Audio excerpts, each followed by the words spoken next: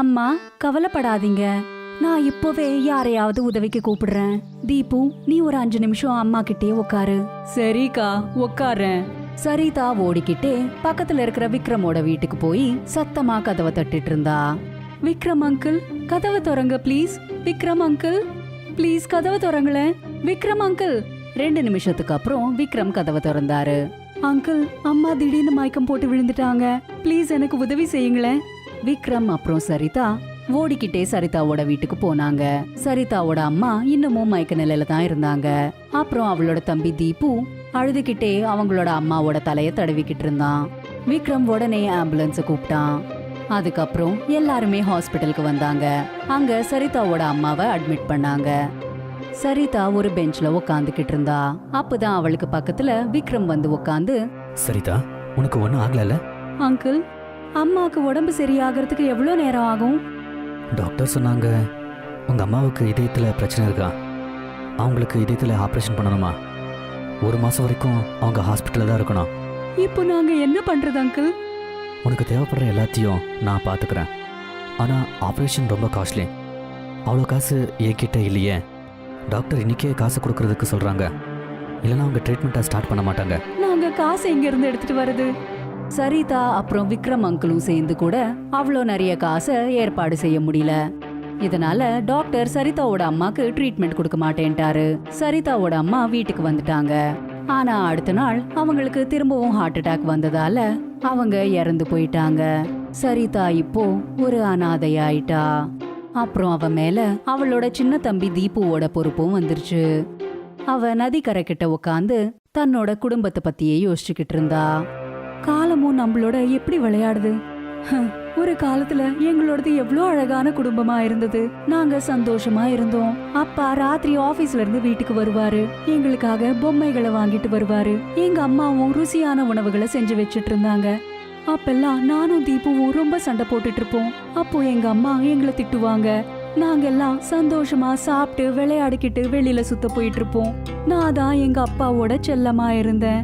ஆனா அன்னைக்கு ராத்திரி எங்க அப்பா ரோடு ஆக்சிடென்ட்ல இறந்து போனதுக்கு அப்புறம் எல்லாமே மாறி போயிடுச்சு. இப்போ எனக்குன்னு தீபுவை தவிர இந்த உலகத்துல யார் இருக்கா?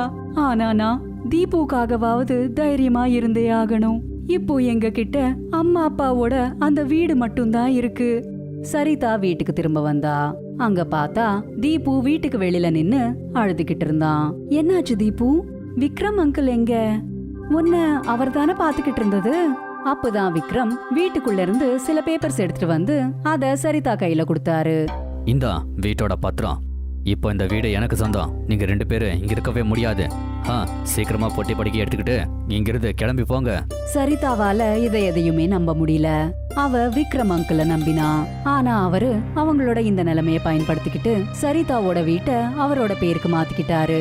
இப்போ சரிதாக்கும் தீபுக்கும் வீடு கூட இல்ல. இப்போ அவளுக்கு வேற வழியே இல்ல. அவளால தனியா போராடவும் முடியாது. அவ தீபுவை கூட்டிக்கிட்டு ரோடோரமா உட்காந்துக்கிட்டா. அக்கா, அப்பா அம்மா எங்க போயிட்டாங்க? அவங்க நம்மள கூட்டிட்டு போக ஏன் வர மாட்டேங்கிறாங்க? அவங்க நம்மளுக்கு சாப்பிட ஏன் கொடுக்க மாட்டேங்கிறாங்க? அக்கா, எனக்கு ரொம்ப பசிக்குது. நீ கவலைப்படாத தீபு, அப்பா அம்மா எங்கேயும் போல. அவங்க எப்பவுமே நம்ம கூடவே இருந்து நம்மள பாத்துக்கிட்டு இருக்காங்க. அவங்களால நம்ம கிட்ட வர முடியாது, அவ்வளவுதான். ஆனா நான் உன்கிட்டயே இருக்கேன், எப்பவுமே இருப்பேன். இப்போதைக்கு நீ தூங்கிடு. நாளைக்கு உனக்கு நான் கண்டிப்பா சாப்பிட கொடுக்கறேன். சரிதா தீபுவ ரொம்ப கஷ்டப்பட்டு தூங்க வச்சா. அப்புறம் அவ பக்கத்துல இருக்கிற ஹோட்டல்ஸ்ல இருந்து சாப்பாட்டை கேட்க போனா. ஹோட்டல்காரங்க எல்லாருமே அவளை துரத்தி விட்டுட்டாங்க. அப்புறம் அவ ராம்தாரியோட ஹோட்டலுக்கு வந்தா. அங்கிள், நாங்க 2 நாளா எதுவுமே சாப்பிடல, எங்களுக்கு ஏதாவது சாப்பிட கொடுங்க ப்ளீஸ் அங்கிள். அட, இவங்க எங்கிருந்து வராங்களே தெரியல. போங்க இங்கிருந்து. உங்களுக்கு இங்க ஃப்ரீயா கொடுக்கறதுக்கு நாங்க கடையை நடத்தல. வந்துட்டாங்க அப்படியே. அப்போதான் இவங்க பேசிக்கிறது எல்லாத்தையும் அந்த ஹோட்டல் ஓனர் ராம்தாரி கேட்டுட்டாரு. அவரு சரிதா கிட்ட வந்து இப்படி கேட்டாரு. என்ன ஆச்சுமா? இவ்வளோ ராத்திரியில இங்க என்ன பண்றீங்க? நானும் என் தம்பியும் 2 நாளா பட்னியா இருக்கோம், எங்களுக்கு சாப்பிடறதுக்கு ஏதாவது கொடுங்க. சரிம்மா, இப்போவே கொடுக்குறேன். உனக்கு வெக்கமா இல்ல? பட்னியா வந்தவங்கள அப்படியே துரத்துற? போ, போய் சாப்பாடு எடுத்துட்டு வா போ. சொல்லுங்க நீங்க, என்ன ஆச்சு? சரிதா ராம்தாரி கிட்ட நடந்ததை எல்லாத்தையும் சொன்னா. சரிதாவோட கதையை கேட்டு ராம்தாரி சரிதா மேல இறக்கப்பட்டு இப்படி சொன்னாரு. சொல்லுங்க, நான் உங்களுக்கு ஏதாச்சும் உதவி பண்ண முடியுமா? நானே காசு சம்பாதிக்கணும்னு நினைக்கிறேன். எங்க அம்மா எனக்கு சோலே குல்ச்சே செய்யறது நல்லா சொல்லி கொடுத்திருக்காங்க. நான் அதையே செஞ்சு அதை வித்து காசை சம்பாதிக்கணும்னு நினைக்கிறேன். ஆனா என்கிட்ட அந்த வேலையை ஆரம்பிக்கிறதுக்கு காசே இல்ல.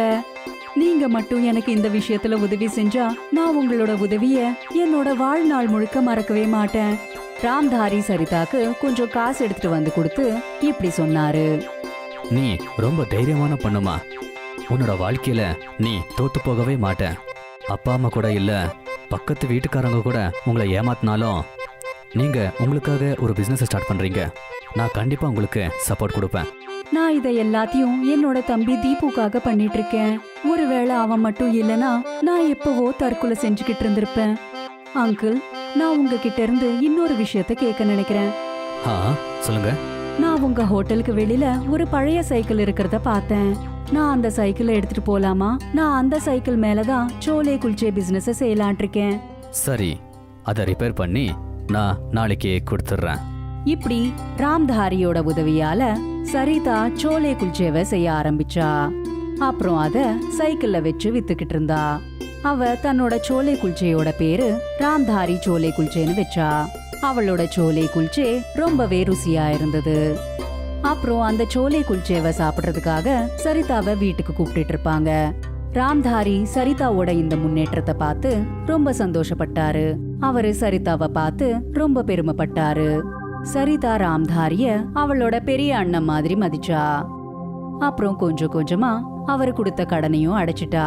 சரிதா அவளோட சம்பாத்தியத்துக்கு ஏத்த மாதிரி அவளோட தம்பி தீபுவை ஒரு நல்ல ஸ்கூல்ல சேர்த்து விட்டா. அவனை நல்லா படிக்க வச்சா. சரிதா இப்படியே 28 வருஷம் சைக்கிள்ல சோலே குல்ச்சேய வித்தா. அப்புறம் அவளோட தம்பி தீபு நல்லா படிச்சு ஒரு பெரிய ஆபீசர் ஆயிட்டான். தீபு சரிதாவை தன்னோட அம்மா மாதிரி பாத்துக்கிட்டான். அப்புறம் அவனோட வெற்றிக்கான புகழ எல்லாத்தையும் சரிதாக்கே கொடுத்தான். தீபு ஆபீசர் ஆனதுக்கு அப்புறமா கூட சரிதா சோலே குல்ச்சே விக்கிறத நிறுத்தவே இல்ல. ஏன்னா இதாலதான் அவ இப்போ தன்னோட சொந்த கால நின்னுட்டு இருக்கா. அவ அந்த ஊர் முழுக்க ராம்தாரி சோலே குல்ச்சேய வித்து ரொம்பவே பிரபலமாயிட்டா. அது மட்டுமே இல்லாம சரிதாவோட சோலே குல்ச்சேய வாங்கி சாப்பிடறதுக்காக பக்கத்து ஊர்ல இருந்தெல்லாம் கூட வந்துட்டு இருந்தாங்க. அப்துல் ஒரு பிரமாதமான சமையல்காரர். அவரு சுல்தான் மியா ஹோட்டல்ல தந்தூரி செஞ்சுக்கிட்டு இருந்தாரு. எனக்கு ஒரு தந்தூரி பார்சல் கொடுங்க. இதோ தந்துடுறேன். அப்துல் என்ன, உங்க கையால செய்யற தந்தூரியை பத்தி சொல்லவே தேவையில்ல.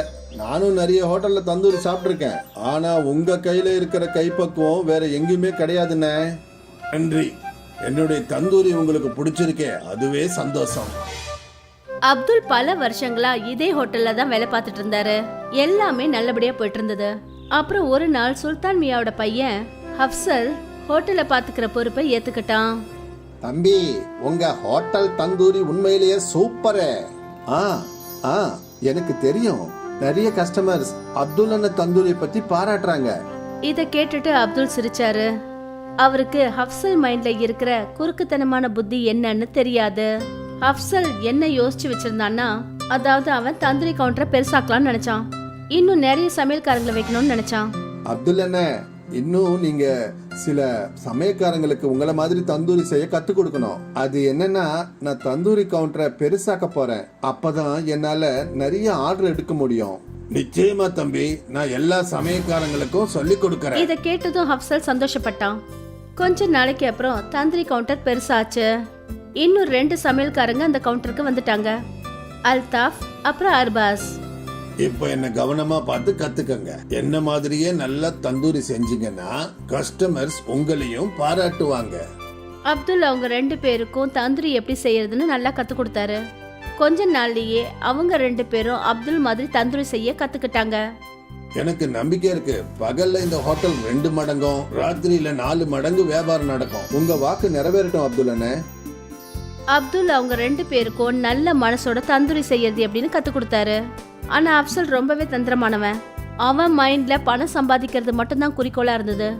அதனால அவன் புது கோழி பண்ணக்காரர்கிட்ட ஒப்பந்தம் பண்ணிக்கிட்டான். இந்த கோழி பண்ணக்காரன் அப்சலுக்கு செத்து போன கோழிங்களை குறைஞ்ச விலைக்கு விற்க ஆரம்பிச்சான். அதனால அப்சலோட லாபம் அதிகமாச்சு. தந்தூரி கவுண்டர் பெருசா இருந்ததுனால கஸ்டமர்ஸும் அதிகமாயிட்டாங்க. எல்லாமே நல்லபடியா தான் போயிட்டு இருந்தது. ஆனா ஒரு நாள் அப்துல் அன்னைக்கு அந்த ஹோட்டல்ல ராத்திரி பகல்னு பார்க்காம இருந்தாரு. அப்பதான் அந்த ஹோட்டலோட முதலாளி சுல்தான் அங்க வந்தாரு. கண்ணா அப்சல், ஹோட்டல் எப்படிப்பா போயிட்டு இருக்கு? நல்லா போகுதுப்பா. அது சரி, நம்ம கோழி வாங்குற பண்ணைய மாத்திட்டேன்னு கேள்விப்பட்டேன். ஆமாப்பா, இந்த புது பண்ணக்காரரு குறைஞ்ச விலையிலேயே கோழிகளை நம்மளுக்கு சப்ளை பண்றாரு. அப்படியா? அது எப்படி? ஏன்னா அந்த கோழிங்க ஏற்கனவே செத்து போனதுங்க. அரே அல்லா, ஏன்பா இந்த மாதிரி அநியாயத்தை செய்யற? இது பாவம்பா. இந்த பாவத்தை செய்யாத. நாம கொடுக்கற தந்தூரி சாப்பிட்டு யாருக்காவது உடம்பு சரியில்லாம போச்சுன்னா அப்புறம் அந்த அல்லா நம்மள மன்னிக்கவே மாட்டாரு கண்ணா. அப்படியெல்லாம் எதுவும் நடக்காதுப்பா. எல்லா ஹோட்டல்காரங்களும் இப்படிதான் செய்யறானுங்க. என் ஃப்ரெண்ட்ஸ் ஹோட்டல்லாம் இப்படிதான் நடக்குது. இது வரைக்கும் எந்த நோயும் வந்ததில்லை, இனிமேலும் வராது. உனக்கு அறிகுறி சொல்ல வேண்டியது என்னுடைய கடமை. அதுக்கப்புறம் உன்னோட விருப்பம். இனிமே இந்த ஹோட்டல் உன்னுடையது. நீ தான் இதுக்கு முதலாளி. நல்லதோ கெட்டதோ அது எல்லாம் உன் கையில தான் இருக்கு. சரியா? சுல்தான் சார் அங்கேருந்து கிளம்பி போனாரு. அவங்க பேசினது எல்லாத்தையும் அப்துல் கேட்டுட்டாரு. கொஞ்ச நேரம் பொறுத்து அவரும் அவங்க வீட்டுக்கு போயிட்டாரு. ராத்திரி முழுக்க அப்துல் இதே விஷயத்த பத்தி யோசிச்சுட்டு இருந்தாரு. ஜனங்க உயிரோட விளையாடுற இடத்துல நான் இனிமே வேலை செய்ய மாட்டேன். இது ரொம்பவே பாவம். ஆனா முதலாளி பையன் நான் சொல்றத கேட்க மாட்டாரு. பேசாம இந்த வேலையை விட்டுடலான்னு எனக்கு தோணுது. இப்ப அப்துல் என்ன யோசிச்சாருன்னா, சுல்தான் ஹோட்டல்ல சமைக்கிற வேலையை விட்டுடலான்னு யோசிச்சாரு. மறுநாள் காலையில அவரு ஹோட்டலுக்கு போனாரு. நேத்துக்கு நீங்க பேசுனதை நான் கேட்டுட்டேன். இனிமே இங்க வேலை செய்யறதுக்கு என் மனசாட்சி உறுத்துது. நான் இந்த ஹோட்டலை விட்டு போறதா முடிவு பண்ணிட்டேன். நல்லது. நீ என்ன நினைச்ச? நீ போயிட்டேன்னா இந்த ஹோட்டலை மூடிடுவேன்னு நினைச்சியா? அதான் இல்ல. ஆனா இதுக்கு மேல உனக்கு எந்த ஹோட்டல்லையும் வேலை கிடைக்காது. அது உறுதி அப்துல்லனே. அத நான் ஏத்துக்கிறேன். வேலை இல்லாம நான் இருந்துருவேன். இந்த மாதிரி ஏமாத்தி சம்பாதிக்க நான் விரும்பல. அப்துல் இப்படி சொல்லிட்டு அங்கிருந்து போயிட்டாரு. அவரு நிறைய ஹோட்டல்ல வேலை தேடி அலைஞ்சாரு. ஆனா அவருக்கு வேலை எங்கேயும் கிடைக்கல. ரொம்ப நொந்து போய் ஒரு நாள் அவரு தன்னோட நண்பன் முஸ்தபா சைக்கிள் கடையில உட்கார்ந்துருந்தாரு. என்னப்பா ஆச்சு? இன்னைக்கு வேலை கிடைக்கலையா? இல்ல நண்பா, என்ன பண்றதுன்னு எனக்கு தெரியல. தந்தூரி பண்ற வேலையை தவிர வேற எந்த வேலையும் எனக்கு தெரியாது. வேற வேலை செய்ய சொல்லி உன்னை யார் சொன்னது? நான் என்ன சொல்ல வரேன்னா, நீயே சொந்தமா ஒரு தந்தூரி கவுண்டரை ஓபன் பண்ணா என்ன? அவ்வளவு பணம் என்கிட்ட இல்ல. தந்தூரி ரொம்ப விலை அதிகம். அது மட்டும் இல்லாம ஹோட்டல் வேணும் இல்ல, அதுக்கு வாடகை, இதுக்கெல்லாம் நான் எங்க போறது? உன்னுடைய எல்லா கேள்விக்கும் ஒரே ஒரு பதில் தான். கொஞ்ச நேரம் வெயிட் பண்ணு. முஸ்தபா 2 பழைய சைக்கிள் ரிம் எடுத்துட்டு வந்தாரு. அப்புறம் அதுல ஹோல்ஸ போட்டு ஒரு கம்பியை போட்டாரு. இந்தா ரெடி ஆயிடுச்சு. என்ன இது? புரிய வைக்கிறேன். முஸ்தபா கிட்ட ஒரு தள்ளி வண்டி இருந்தது. முஸ்தபா அந்த கைவண்டிக்கு மேல இருந்த மரத்தை உடைச்சு எடுத்தாரு. அப்புறம் இந்த தந்தூரை அந்த கைவண்டியில ஃபிக்ஸ் பண்ணாரு. இப்போ இதுக்கு கீழே அடுப்பு கறிய பத்த வை. அப்புறம் இத சுத்தி சுத்தி தந்தூரி பண்ண. அடேங்கப்பா, இது ரொம்ப நல்லா இருக்கே. இதை எப்படி யோசிச்ச? உனக்கு உதவி செய்யணும்னு நினைச்சேன். அதான் யோசனை தானா வந்துருச்சு. நன்றி நன்றி நண்பா. மறுநாள்ல இருந்து முஸ்தபா அந்த கைவண்டியில தந்தூரி விற்க ஆரம்பிச்சாரு. தந்தூரி செய்யறதுல முஸ்தபா கை தேர்ந்தாளு. ஆனா அவர்கிட்ட ஹோட்டல் இல்ல. அதனால அவரோட தந்தூரி விலையும் ரொம்ப குறைவா தான் இருந்தது. முஸ்தபாவோட தள்ளுவண்டி தந்தூரி கடையில கஸ்டமர்ஸ் கூட்டம் எப்பவுமே இருந்துகிட்டே இருந்தது. அதே சுல்தான் ஹோட்டல்ல ஃபுட் ஆஃபீஸர்ஸ் வந்து செக் பண்ணாங்க. அப்புறம் செத்து போன கோழியை சமைச்சு விற்கிறதுனால அவங்களோட ஹோட்டலுக்கு சீல் வச்சுட்டாங்க. அந்த குற்றத்துக்காக அப்சலுக்கு சிறை தண்டனை கொடுத்தாங்க. ஒருவேளை இதுதான் இயற்கையோட நியாயம் போல இருக்கு. நல்லவங்களுக்கு எப்பவும் நல்லதுதான் நடக்கும், அப்புறம் கெட்டவங்களுக்கு கெட்டதுதான் நடக்கும். இதுக்கு தான் சொல்லுவாங்க, நல்லதை மட்டும் செய், நல்லதே நடக்கும். அப்துல் ஒரு பிரமாதமான சமையல்காரர். அவரு சுல்தான் மியா ஹோட்டல்ல தந்தூரி செஞ்சுக்கிட்டு இருந்தாரு. எனக்கு ஒரு தந்தூரி பார்சல் கொடுங்க. இதோ தந்துடுறேன். அப்துல் என்ன, உங்க கையால செய்யற தந்தூரியை பத்தி சொல்லவே தேவையில்ல. நானும் நிறைய ஹோட்டல்ல தந்தூரி சாப்பிட்டிருக்கேன். ஆனா உங்க கையில இருக்கிற கைப்பக்குவம் வேற எங்கேயுமே கிடையாதுண்ணே. நன்றி. என்னுடைய தந்தூரி உங்களுக்கு பிடிச்சிருக்கே, அதுவே சந்தோஷம். அப்துல் பல வருஷங்களா இதே ஹோட்டல்ல தான் வேலை பார்த்துட்டு இருந்தாரு. எல்லாமே நல்லபடியா போயிட்டு இருந்தது. அப்புறம் ஒரு நாள் சுல்தான் மியாவோட பையன் அப்சல் ஹோட்டலை பாத்துக்கிற பொறுப்பை ஏத்துக்கிட்டான். தம்பி, உங்க ஹோட்டல் தந்தூரி உண்மையிலேயே சூப்பரே. எனக்கு தெரியும், நிறைய கஸ்டமர்ஸ் அப்துல் அண்ணன் தந்தூரி பத்தி பாராட்டுறாங்க. இத கேட்டுட்டு அப்துல் சிரிச்சாரு. அவருக்கு ஹப்சல் மைண்ட்ல இருக்கிற குறுக்குத்தனமான புத்தி என்னன்னு தெரியாது. அஃப்சல் என்ன யோசிச்சு வச்சிருந்தான்னா, அதாவது அவன் தந்தூரி கவுண்டரை பெருசாக்கலாம்னு நினைச்சான். இன்னும் நிறைய சமையல்காரங்களை வைக்கணும்னு நினைச்சான். அப்துல் அண்ணே, இன்னும் நீங்க சில சமயக்காரங்களுக்கு உங்களை மாதிரி தந்தூரி செய்ய கத்து கொடுக்கணும். அது என்னன்னா, நான் தந்தூரி கவுண்டரை பெருசாக்க போறேன். அப்பதான் என்னால நிறைய ஆர்டர் எடுக்க முடியும். நிச்சயமா தம்பி, நான் எல்லா சமயக்காரங்களுக்கும் சொல்லி கொடுக்கறேன். இத கேட்டதும் அஃப்சல் சந்தோஷப்பட்டான். கொஞ்ச நாளைக்கு அப்புறம் தந்தூரி கவுண்டர் பெருசாச்சு. இன்னும் 2 சமையல்காரங்க அந்த கவுண்டருக்கு வந்துட்டாங்க, அல்தாஃப் அப்புறம் அர்பாஸ். இப்ப என்ன கவனமா பார்த்து கத்துக்கங்க. என்ன மாதிரியே நல்லா தந்தூரி செஞ்சீங்கன்னா கஸ்டமர்ஸ் உங்களையும் பாராட்டுவாங்க. அப்துல் அவங்க 2 பேருக்கும் தந்தூரி எப்படி செய்யறதுன்னு நல்லா கத்து கொடுத்தாரு. கொஞ்ச நாள்லயே அவங்க 2 பேரும் அப்துல் மாதிரி தந்தூரி செய்ய கத்துக்கிட்டாங்க. எனக்கு நம்பிக்கை இருக்கு, பகல்ல இந்த ஹோட்டல் 2 மடங்கும் ராத்திரியில 4 மடங்கு வியாபாரம் நடக்கும். உங்க வாக்கு நிறைவேறட்டும் அப்துல் அண்ணே. அப்துல் அவங்க 2 பேருக்கும் நல்ல மனசோட தந்தூரி செய்யறது எப்படின்னு கத்து கொடுத்தாரு. ஆனா அப்சல் ரொம்பவே தந்திரமானவன். அவன் மைண்ட்ல பணம் சம்பாதிக்கிறது மட்டும்தான் குறிக்கோளா இருந்தது. அதனால அவன் புது கோழி பண்ணக்காரர் கிட்ட ஒப்பந்தம் பண்ணிக்கிட்டான். இந்த கோழி பண்ணக்காரன் அப்சலுக்கு செத்துப்போன கோழிங்களை குறைஞ்ச விலைக்கு விற்க ஆரம்பிச்சான். அதனால அப்சலோட லாபம் அதிகமாச்சு. தந்தூரி கவுண்டர் பெருசா இருந்ததுனால கஸ்டமர்ஸும் அதிகமாயிட்டாங்க. எல்லாமே நல்லபடியா தான் போயிட்டு இருந்தது. ஆனா ஒரு நாள் அப்துல் அன்னைக்கு அந்த ஹோட்டல்ல ராத்திரி பகல்னு பார்க்காம இருந்தாரு. அப்பதான் அந்த ஹோட்டலோட முதலாளி சுல்தான் அங்க வந்தாரு. கண்ணா அப்துல், ஹோட்டல் எப்படிப்பா போயிட்டு இருக்கு? நல்லா போகுதுப்பா. அது சரி, நம்ம கோழி வாங்குற பண்ணைய மாத்திட்டேன்னு கேள்விப்பட்டேன். ஆமாப்பா, இந்த புது பண்ணக்காரரு குறைஞ்ச விலையிலேயே கோழிகளை நம்மளுக்கு சப்ளை பண்றாரு. அப்படியா? அது எப்படி? ஏன்னா அந்த கோழிங்க ஏற்கனவே செத்து போனதுங்க. அரே அல்லா, ஏன்பா இந்த மாதிரி அநியாயத்தை செய்யற? இது பாவம்பா. இந்த பாவத்தை செய்யாத. அவ கொடுக்கற தந்தூரி சாப்பிட்டு யாருக்காவது உடம்பு சரியில்லாம போச்சுன்னா அப்புறம் அந்த அல்லாஹ் நம்மள மன்னிக்கவே மாட்டாரு கண்ணா. அப்படியெல்லாம் எதுவும் நடக்காதுப்பா. எல்லா ஹோட்டல்காரங்களும் இப்படிதான் செய்யறானுங்க. என் ஃப்ரெண்ட்ஸ் ஹோட்டல் எல்லாம் இப்படிதான் நடக்குது. இது வரைக்கும் எந்த நோயும் வந்ததில்லை, இனிமேலும் வராது. உனக்கு அறிகுறி சொல்ல வேண்டியது என்னுடைய கடமை. அதுக்கப்புறம் உன்னோட விருப்பம். இனிமே இந்த ஹோட்டல் உன்னுடையது. நீ தான் இதுக்கு முதலாளி. நல்லதோ கெட்டதோ அது எல்லாம் உன் கையில தான் இருக்கு, சரியா? சுல்தான் சார் அங்க இருந்து கிளம்பி போனாரு. அவங்க பேசினது எல்லாத்தையும் அப்துல் கேட்டுட்டாரு. கொஞ்ச நேரம் பொறுத்து அவரும் அவங்க வீட்டுக்கு போயிட்டாரு. ராத்திரி முழுக்க அப்துல் இதே விஷயத்தை பத்தி யோசிச்சுட்டு இருந்தாரு. ஜனங்க உயிரோட விளையாடுற இடத்துல நான் இனிமே வேலை செய்ய மாட்டேன். இது ரொம்பவே பாவம். ஆனா முதலாளி பையன் நான் சொல்றத கேட்க மாட்டாரு. பேசாம இந்த வேலையை விட்டுடலான்னு எனக்கு தோணுது. இப்ப அப்துல் என்ன யோசிச்சாருன்னா, சுல்தான் ஹோட்டல்ல சமைக்கிற வேலையை விட்டுடலான்னு யோசிச்சாரு. மறுநாள் காலையில அவரு ஹோட்டலுக்கு போனாரு. நேத்துக்கு நீங்க பேசுனதை நான் கேட்டுட்டேன். இனிமே இங்க வேலை செய்யறதுக்கு என் மனசாட்சி உறுத்துது. நான் இந்த ஹோட்டலை விட்டு போறதா முடிவு பண்ணிட்டேன். நல்லது. நீ என்ன நினைச்ச? நீ போயிட்டேன்னா இந்த ஹோட்டலை மூடிடுவேன்னு நினைச்சியா? அதான் இல்ல. ஆனா இதுக்கு மேல உனக்கு எந்த ஹோட்டல்லையும் வேலை கிடைக்காது. அது உறுதி அப்துல்லண்ணே. அத நான் ஏத்துக்கிறேன். வேலை இல்லாம நான் இருந்துருவேன். இந்த மாதிரி ஏமாத்தி சம்பாதிக்க நான் விரும்புறேன். அப்துல் இப்படி சொல்லிட்டு அங்கிருந்து போயிட்டாரு. அவரு நிறைய ஹோட்டல்ல வேலை தேடி அலைஞ்சாரு. ஆனா அவருக்கு வேலை எங்கேயும் கிடைக்கல. ரொம்ப நொந்து போய் ஒரு நாள் அவரு தன்னோட நண்பன் முஸ்தபா சைக்கிள் கடையில உட்கார்ந்துருந்தாரு. என்னப்பா ஆச்சு? இன்னைக்கு வேலை கிடைக்கலையா? இல்ல நண்பா, என்ன பண்றதுன்னு எனக்கு தெரியல. தந்தூரி பண்ற வேலையை தவிர வேற எந்த வேலையும் எனக்கு தெரியாது. வேற வேலை செய்ய சொல்லி உன்னை யார் சொன்னது? நான் என்ன சொல்ல வரேன்னா, நீயே சொந்தமா ஒரு தந்தூரி கவுண்டரை ஓபன் பண்ணா என்ன? அவ்வளவு பணம் என்கிட்ட இல்ல. தந்தூரி ரொம்ப விலை அதிகம். அது மட்டும் இல்லாம ஹோட்டல் வேணும் இல்ல, அதுக்கு வாடகை, இதுக்கெல்லாம் நான் எங்க போறது? உன்னுடைய எல்லா கேள்விக்கும் ஒரே ஒரு பதில் தான். கொஞ்ச நேரம் வெயிட் பண்ணு. முஸ்தபா 2 பழைய சைக்கிள் ரிம் எடுத்துட்டு வந்தாரு. அப்புறம் அதுல ஹோல்ஸ போட்டு ஒரு கம்பியை போட்டாரு. இந்தா ரெடி ஆயிடுச்சு. என்ன இது? புரிய வைக்கிறேன்.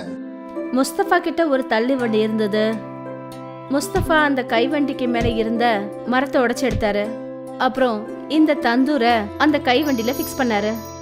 இப்போ இதுக்கு கீழே அடுப்பு கறிய பத்த வை. அப்புறம் இத சுத்தி சுத்தி தந்தூரி பண்ண. அடேங்கப்பா, இது ரொம்ப நல்லா இருக்கே. இதை எப்படி யோசிச்ச? உனக்கு உதவி செய்யணும்னு நினைச்சேன். அதான் யோசனை தானா வந்துருச்சு. நன்றி நன்றி நண்பா. மறுநாள்ல இருந்து முஸ்தபா அந்த கைவண்டியில தந்தூரி விற்க ஆரம்பிச்சாரு. தந்தூரி செய்யறதுல முஸ்தபா கை தேர்ந்த ஆளு. ஆனா அவர்கிட்ட ஹோட்டல் இல்ல. அதனால அவரோட தந்தூரி விலையும் ரொம்ப குறைவா தான் இருந்தது. முஸ்தபாவோட தள்ளுவண்டி தந்தூரி கடையில கஸ்டமர்ஸ் கூட்டம் எப்பவுமே இருந்துகிட்டே இருந்தது. அதே சுல்தான் ஹோட்டல்ல ஃபுட் ஆஃபீஸர்ஸ் வந்து செக் பண்ணாங்க. அப்புறம் செத்து போன கோழியை சமைச்சு விற்கிறதுனால அவங்களோட ஹோட்டலுக்கு சீல் வச்சுட்டாங்க. அந்த குற்றத்துக்காக அப்சலுக்கு சிறை தண்டனை கொடுத்தாங்க. ஒருவேளை இதுதான் இயற்கையோட நியாயம் போல இருக்கு. நல்லவங்களுக்கு எப்போ நல்லதுதான் நடக்கும், அப்புறம் கெட்டவங்களுக்கு கெட்டதுதான் நடக்கும். இதுக்கு தான் சொல்லுவாங்க, நல்லதை மட்டும் செய், நல்லதே நடக்கும். ஒரு கிராமத்துல சோனம்னு பேர் கொண்ட ஒரு பொண்ணு ஹாஸ்பிட்டலுக்கு வெளியில சுண்டல் வித்துட்டு இருந்தா. வாங்க, சுட சுட சுண்டல் சாப்பிடுங்க. சுட சுட சுண்டல், நல்ல காரமான சுண்டல் உங்களுக்காக கொண்டு வந்திருக்கேன். இதுல அற்புதமான மசாலாவை போட்டிருக்கேன். இத சாப்பிடுறவங்க மனசு குளிரும். வாங்க, சுட சுட சுண்டல் சாப்பிடுங்க. சோனமோட சுண்டல் வியாபாரம் நல்லா போயிட்டு இருந்தது. ஹாஸ்பிட்டல்ல இருந்த பேஷண்ட் குணமாயி வெளியே வரும்போது ஒரு தடவையாவது சோனமோட கடையில சுண்டல் சாப்பிடுவாங்க. ஹாஸ்பிட்டலுக்கு வெளியில பிங்கிங்கிற பேர் கொண்ட பாப்படம் விற்கிற பொண்ணும் அங்க இருப்பா. பிங்கியோட பாப்படம் அவ்வளவு விற்காது. அதனால அவ சோனமை பார்த்து எப்போ சிடுசிடுன்னு இருப்பா. சுட சுட சுண்டலாம், கெட்டு போன மோசமான சுண்டல். எத்தனை நாளைக்கு முன்னாடி இருந்த சுண்டல் எல்லாம் கொண்டு வந்து இங்க விக்கிறாளோ தெரியல இந்த சோனம். உன்னோட மோசமான பாப்படை விட என்னோட சுண்டல் எவ்வளவோ நல்லா இருக்கும். உண்மையை சொல்லு, நீ குளிச்சு எத்தனை நாள் ஆகுது?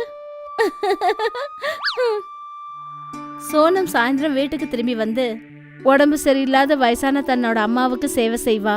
அப்புறம் அன்னைக்கு நடந்த விஷயங்கள் எல்லாத்தையும் அவகிட்ட சொல்லுவா. அம்மா, இன்னைக்கு ஒரு பணக்கார கஸ்டமர் எனக்கு 100 ரூபாய் டிப்ஸ் கொடுத்தாரு. அப்படின்னு என்னம்மா? யாராவது சாப்பிட்டு ரொம்ப சந்தோஷப்பட்டு எக்ஸ்ட்ரா பைசா கொடுத்தாங்கன்னா அதைத்தான் டிப்ஸ்னு சொல்லுவாங்க. இங்க பாருமா, ஒரு நல்ல பையனா பார்த்து கல்யாணம் பண்ணிக்க. என்னால எழுந்து எங்கேயும் கூட போக முடியாது. முதல்ல நீங்க நல்லபடியா குணமாவுங்க, அதுக்கப்புறம் நான் கல்யாணம் பண்ணிக்கிறேன். சோனம் அம்மாவோட உடல்நல நாளுக்கு நாள் மோசமாயிட்டே இருந்தது. ஒரு நாள் அவ அம்மாவை கூட்டிக்கிட்டு ஹாஸ்பிட்டல் போக வேண்டியதா ஆயிடுச்சு. பிங்கி அதை பார்த்துட்டு ரொம்ப சந்தோஷப்பட்டா. சோனமோட அம்மா ஹாஸ்பிட்டல்ல இருக்காங்க. இனிமே நிச்சயம் அவன் சுண்டல் விற்க வரமாட்டா. அதுக்குள்ள நான் சுண்டல் வியாபாரத்தை ஆரம்பிச்சிடுவேன். இந்த மாதிரி ஒரு நல்ல வாய்ப்பு நிச்சயம் கிடைக்கவே கிடைக்காது. பிங்கி பாப்படு விற்கிறத விட்டுட்டா, சுண்டல் விற்க ஆரம்பிச்சிட்டா. ஆனா பிங்கி விற்கிற சுண்டலோட சுவை மக்களுக்கு பிடிக்கவே இல்லை. அவளோட பாப்படு மாதிரியே அவளோட சுண்டல் வியாபாரமும் கம்மியாக தான் நடந்துச்சு. அங்க சோனமோட அம்மா குணமாயிட்டாங்க. அப்புறம் அவ மறுபடியும் சுண்டல் விற்க ஆரம்பிச்சிட்டா. சோனம் திரும்பி வந்ததும் அங்க அவளோட கடையில கஸ்டமர் கூட்டம் அதிகமா வந்துச்சு.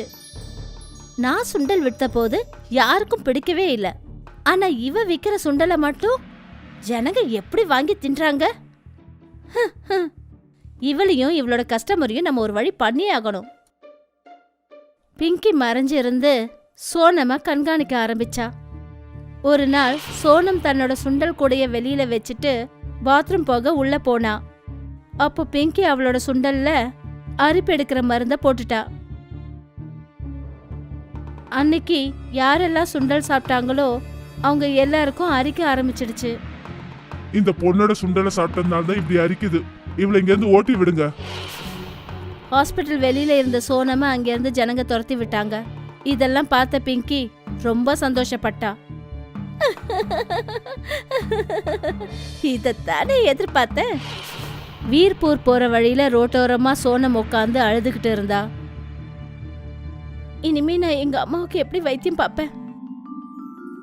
சோனம் கிட்ட ஒரு வயசான அம்மா உணவு கேட்டு வந்தாங்க.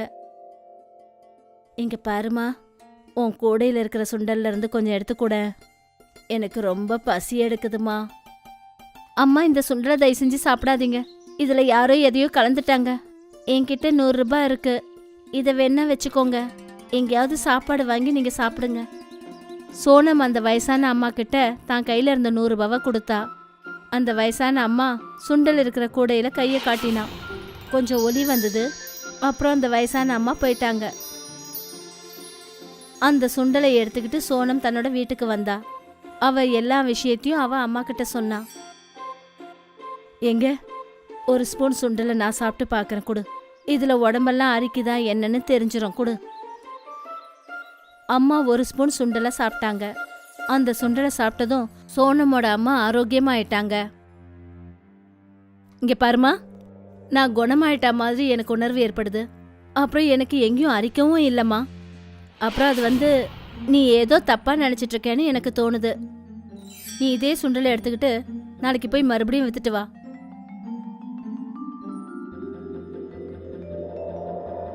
மறுநாள் மறுபடியும் சுண்டலை எடுத்துக்கிட்டு சோனம் விற்கிறதுக்கு ஹாஸ்பிட்டல் வந்தா. ஹாஸ்பிட்டலுக்கு வெளியில இந்த விஷயம் பரவிடுச்சு. அதாவது ஒரு பொண்ணு மாய சுண்டல் விற்கிறான்னு பரவுச்சு. அவளோட சுண்டலை சாப்பிட்டா எல்லா வியாதியும் குணமாயிடுதுன்னு கேள்விப்பட்டாங்க. சோனம் கிட்ட நோயாளிங்க கூட்டம் கூட்டமா வந்துட்டாங்க. ஜனங்க 2 மடங்கு 3 மடங்குன்னு பணம் கொடுத்து அவகிட்ட சுண்டல் வாங்கி சாப்பிட்டாங்க. அப்புறம் எல்லாரும் குணமாய் தன்னோட வீட்டுக்கு திரும்பி போனாங்க. பிங்கிக்கும் இந்த விஷயம் தெரிஞ்சிடுச்சு. மாய சுண்டலா? இது என்ன பைத்தியக்காரத்தனம்? நானும் கொஞ்சம் சாப்பிட்டு பாக்குறேனே. பிங்கியும் சோனம் கிட்ட இருந்து சுண்டல் வாங்கினா. அவ அந்த சுண்டலை சாப்பிட்டதுமே அவளுக்கு பயங்கரமா அரிக்க ஆரம்பிச்சது. அச்சோ, என்ன இது? உடம்பெல்லாம் ஒரே அரிக்குதே. இப்ப நான் என்ன பண்றது? எல்லா இடத்துலயும் அரிக்குதே. நான் என்ன பண்றது? எனக்கு ஒன்றும் புரியலையே. என்னாச்சுன்னே தெரியலையே அம்மா. அந்த இடத்துல சோனம் எந்த அம்மாவுக்கு 100 ரூபாய் கொடுத்தாலோ அந்த அம்மா தூரத்துல நின்று சிரிக்கிறத கவனிச்சா. சோனம்க்கு புரிஞ்சிடுச்சு, அந்த மாய சுண்டல் அது அந்த அம்மா மூலமா கிடைச்ச அற்புதம்னு நினைச்சுக்கிட்டா. வயசான அம்மா பிங்கி கிட்ட போனாங்க. அவகிட்ட சொன்னாங்க, சரி இனிமேலாவது அடுத்தவங்களோட பொருள்ல எதையாவது ஏடாகுடமா கலக்க மாட்டேன்னு சொல்லு. ஒருவேளை எனக்கு வாக்கு கொடுத்தா உனக்கு ஏற்பட்ட இந்த அரிப்பை நான் சரி பண்ணி விடுறேன். சீக்கிரமா எனக்கு இந்த அரிப்புல இருந்து விடுதலை வாங்கி கொடுங்க. நான் உங்களுக்கு வாக்கு கொடுக்கறேன், இனிமே இந்த மாதிரி காரியத்தை நான் எப்பவும் யாருக்கும் பண்ண மாட்டேன். அந்த அம்மா பிங்கிக்கு குணப்படுத்தினாங்க. அப்புறம் அவங்க மறைஞ்சிட்டாங்க. முன்னொரு காலத்துல நடந்த விஷயம். ராமுன்னு பேர் கொண்ட ஒரு ஏழை மனுஷன், அவரோட பொண்ணு வைஷாலி கூட இருந்தாரு. ராமுவுக்கு இப்போ ரொம்ப வயசாயிடுச்சு. அவருக்கு அவரோட பொண்ணு மேல பயங்கர கவலை இருந்தது. அப்பா, இந்த மருந்து குடிங்க. வைசாலி, என்னை மன்னிச்சிடுமா. எனக்கு உடம்பு சரியில்லாத காரணத்தினால உனக்கு ஒரு நல்ல வரனை பார்க்க முடியல. எத்தனையோ வருஷமா எத்தனையோ பேர் வீட்டில் வேலைக்காரனா நான் வேலை செஞ்சேன். அப்பவே ஒரு நல்ல பையனை தேர்ந்தெடுத்து உனக்கு கல்யாணம் பண்ணி வச்சிருந்தா நல்லா இருந்திருக்கும். அப்பா, என் கல்யாணத்தை பத்தி நினைச்சு நீங்க ஏன் இவ்ளோ கவலைப்படுறீங்க? நான் கல்யாணம் பண்ணிக்க விரும்பலப்பா. அப்புறம் உங்களை விட்டுட்டு என்னால போக முடியாதுப்பா. அப்புறம் ஒரு நாள் வைஷாலி கிணத்துல போய் தண்ணி எடுக்க போனா. அவ திரும்பி வந்து பார்த்தப்ப ராமுவோட சுவாசம் நின்னு போயிருந்ததை அவ கவனிச்சா. அப்பா, அப்பா, கண்ணை திறங்கப்பா. அப்பா, என்னை இந்த மாதிரி எல்லாம் விட்டுட்டு நீங்க போக கூடாதுப்பா. அப்பா. ராமுக்கு பக்கத்துல ஒரு தலப்பாய் இருந்தது. அப்புறம் அந்த தலப்பாகைக்கு கீழே ஒரு லெட்டர் இருந்துச்சு. அவ அந்த லெட்டரை படிச்சா. அம்மா, உங்ககிட்ட கொடுக்கறதுக்கு என்கிட்ட எதுவுமே இல்லம்மா. என்கிட்ட இருக்கிற ஒரே ஒரு மந்திர தலப்பாக மட்டும்தான். இதை மட்டும்தான் நான் உனக்காக விட்டுட்டு போறேன். இதை தலையில போட்டுக்கிட்டீங்கன்னா உன்னுடைய ரூபத்தை மாத்திக்கலாம். ஆனா கஷ்டம் வரும்போது மட்டும்தான் நீ இதை பயன்படுத்திக்கணும்மா. அப்புறம் நீ ஒரு முக்கியமான விஷயத்த ஞாபகம் வச்சுக்கணும். அதாவது இந்த மந்திர தலப்பாகையோட சக்தி பகல்ல மட்டும்தான் இருக்கும். ஏன் மந்திர தலப்பாகையே, என்ன நீ எங்க அப்பா மாதிரி மாத்து. வைஷாலி ராமுவா மாறினா. கொஞ்ச நாளைக்கு அப்புறம் வைஷாலியோட வீட்ல தானியங்கள் முடிஞ்சு போச்சு. அவ கையில பணமும் கிடையாது. இப்ப நான் என்ன பண்றது? இந்த மந்திர தலப்பாகை ரூபத்தை மட்டும்தான் மாத்தும். செலவுக்கு இது பணம் கொடுக்காது. நான் எங்கேயாவது போய் வேலை தேடியாகணும். ஆனா ஒரு பொண்ணுக்கு யார் வேலை கொடுப்பாங்க? அதனால நான் ஒரு பையனா மாறி வேலை கேட்க போறேன். வைஷாலி ஒரு பையன் மாதிரி ரூபம் எடுத்துக்கிட்டா. அப்புறம் வேலை தேடி அலைய ஆரம்பிச்சா. வைஷாலி வேலை தேடி தேடி சீதா நகருக்கு போய் சேர்ந்தா. இங்க பாருங்க, உங்களுக்கு வேலை செய்ய ஏதாவது ஆள் தேவைப்படுதா? அம்மா, உன் பேர் என்ன? என் பேரு வைசாலி. அல்ல, என் பேரு விஷால். வைஷாலிக்கு ஒரு பெரிய துணி வியாபாரி கிட்ட வேலை கிடைச்சது. வைஷாலி அந்த இடத்துல ரொம்ப கஷ்டப்பட்டு வேலை செஞ்சா. அப்புறம் அந்த கடைக்கு வர கஸ்டமர் கிட்ட ரொம்ப மரியாதையோட அவ நடந்துக்கிட்டா. விஷால் இந்த கடைக்கு வந்ததுல இருந்து என்னுடைய வியாபாரம் நல்லபடியா நடக்குது. இவனோட சம்பளத்தை நான் டபுள் ஆக்க போறேன். வைஷாலி ரொம்ப கவனத்தோட சூரியன் மறையறதுக்குள்ள கடையை விட்டுட்டு அவ வீட்டுக்கு வந்துருவா. ஏன்னா சூரியன் மறைஞ்சதுக்கு அப்புறம் தலைப்பாகியோட சக்தியும் மறைஞ்சிரும். அவ அவளுடைய ஒரிஜினல் ரூபத்துக்கு, அதாவது பொண்ணா மாறிடுவா. சில மாதங்களா எல்லாமே நல்லா தான் போயிட்டு இருந்தது. வைஷாலியும் நல்லா பணம் சம்பாதிச்சுட்டு இருந்தா. ஆனா அப்பதான் அவளுக்கு பிரச்சனை ஆரம்பமாச்சு. ஓனரோட பொண்ணு விஷால காதலிக்க ஆரம்பிச்சா. ஓனரோட பொண்ணு சந்தியா அவங்க அப்பாவுக்கு சாப்பாடு கொடுக்கறதுக்காக அவ கடைக்கு வருவா. விஷால், ஆமா நீ சாப்பாடு சாப்பிட்டியா? நான் வீட்டில் சாப்பிட்டு முடிச்சுட்டு தான் இங்கே வருவேன். அப்புறம் திரும்பி போய் தான் அங்கே சாப்பிடுவேன். ஒருவேளை நீ விருப்பப்பட்டா உனக்காக கூட நான் சமைச்சு கொண்டு வர தயாரா இருக்கேன். நீ இன்னைக்கு என் கூட எங்க வீட்டை பார்க்கறதுக்கு வரியா? இல்லை, என்னால் இப்போல்லாம் அங்கே வர முடியாது. ஏன்னா கடைக்கு கூட்டம் வர ஆரம்பிச்சிடுச்சு. போயிட்டு வா விஷால், வர்ற கஸ்டமர்ஸை நான் பார்த்துக்கறேன். அந்த வியாபாரியும் ஆசைப்பட்டாரு விஷாலுக்கு தான் பொண்ணை கல்யாணம் பண்ணி வைக்கணும்னு. அன்னைக்கு வைஷாலி சந்தியா கூட அவங்க வீட்டுக்கு போக வேண்டிய நிலைமை ஏற்பட்டுச்சு. அந்த வியாபாரியோட வீடு ரொம்ப பெருசா இருந்தது. அங்க சுத்தி பார்க்கறதுக்கே சாயந்தரம் ஆயிடுச்சு. சூரியனும் மறையறதுக்கு இருந்தது. இப்போ நான் போயே ஆகணும். ஆனா நீ எங்க வீட்டை இது வரைக்கும் சுத்தி பார்க்கலையே. நான் வேணா இன்னொரு நாளைக்கு வரேன். இப்போ நான் போயே ஆகணும். நீ ராத்திரி இங்க கூட இருக்கலாம். இல்லை, நான் போய் தான் ஆகணும். வைஷாலி அங்கேருந்து ஓட ஆரம்பிச்சா. அங்கேருந்து அவ வீட்டுக்கு வந்ததும் தான் அவ ஓட்டத்தை நிறுத்தினா.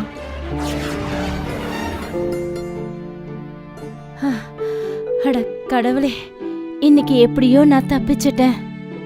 வைஷாலிக்கு என்ன பண்றதுன்னே அவளுக்கு புரியவே இல்லை. அவளே ஒரு பொண்ணு, அதனால அவ அந்த வியாபாரியோட பொண்ணையும் கல்யாணம் பண்ணிக்க முடியாது. ஒருவேளை அந்த வியாபாரி கிட்ட அவ உண்மையை சொல்லிட்டான்னா அவளோட வேலை போயிடும். நிச்சயமா வேலையை என்னால விட முடியாது. ஒருவேளை ஓனர் கல்யாணத்தை பத்தி ஏதாவது பேசினா நான் ஏதாவது ஒரு காரணம் சொல்லிப்பேன். வியாபாரி வைஷாலி கிட்ட, அதாவது விஷால் கிட்ட கல்யாணத்தை பத்தி பேச ஆரம்பிச்சார்னா அவ ஏதாவது ஒன்னு சொல்லி அந்த விஷயத்தையே மாத்திருவா. ஒரு நாள் அந்த வியாபாரி தன்னோட பொண்ணு கிட்ட சொன்னாரு, இந்த விஷால் தன்னை பத்தி எதுவுமே எதுக்காக சொல்ல மாட்டேன்றான்? அவனுக்கு சம்பந்தப்பட்ட விஷயத்தை எதையுமே சொல்ல மாட்டேங்கிறான். இன்னைக்கு சாயந்தரம் இவன் பின்னாடியே அவன் வீட்டுக்கு நீ போ. இவன் எங்க இருக்கான்னு நீ தெரிஞ்சுக்கிட்டு வா. அன்னைக்கு சாயந்தரம் சந்தியா விஷாலோட பின்னாடி போனா. அவன் உருவம் மாறுறத அவ பார்த்துட்டா. சந்தியாவோட மனசும் உடைஞ்சு போச்சு. அவ நேரா போய் எல்லா விஷயத்தையும் தன்னோட அப்பா கிட்ட சொல்லிட்டா. அது எப்படி முடியும்? மறுநாள் வைஷாலி விஷால் மாதிரி மாறி அந்த கடைக்கு வந்தப்ப அந்த வியாபாரி அவன்கிட்ட என்ன சொன்னார்னா, யார் நீ? உன்னா பையனா? உண்மைய சொல்லு, இல்லனா நீ பொய் சொன்ன குற்றத்துக்காக உன்னை போலீஸ்ல புடிச்சு கொடுத்துருவேன். வைஷாலி அந்த தலைப்பாகையை எடுத்துட்டு தன்னோட ஒரிஜினல் ரூபத்துக்கு வந்தா. அப்புறம் அழ ஆரம்பிச்சா.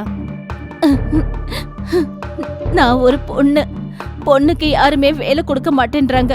அதனால பணம் சம்பாதிக்கிறதுக்காக நான் பையனோட ரூபத்துல மாறினேன்.